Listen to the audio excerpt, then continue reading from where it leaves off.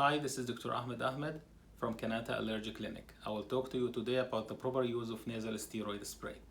Such a spray will be used for hay fever patients or what we call allergic rhinitis. Many people they use it the wrong way and that's why it doesn't work for them. A few things to remember. Number one, this medication needs around 2 weeks to work properly. So don't use it as needed, one day yes, one day no. Usually your physician will tell you to use it for a month or more during the season that you have the allergies. The proper way to use it is to stand like this or sit with a little bit leaning forward. Never do it while moving your head back, otherwise the medication will go back to your throat. Number two, remember to shake the bottle before use, because usually some medications might stagnate and then you will be spraying water inside your nose rather than the actual medication. Some devices need priming and others don't need.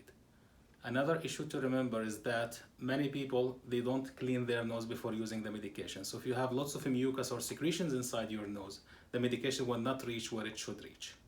So I will start demonstrating by shaking the bottle, cleaning the nose, and then you hold the bottle with the nose piece should enter the nose pointing out as if you are pointing toward the ear. You can spray. Slow breathe and then breathe out from the mouth. If you breathe out immediately from the nose, this will take the medication out. And if you do this upon breathing, this will take the medication to your throat. Simply, if you feel the taste of your medication in your throat, then it is not going to work because it went to the throat rather than staying in the nose. Then you repeat the same thing with the other nostril.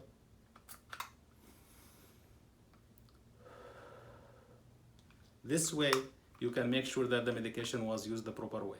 An important thing, if you do it the opposite way and you hit the septum of the nose in between the two nostrils with more medication inside your nose, this might lead to nosebleeds in the future. Thank you for listening.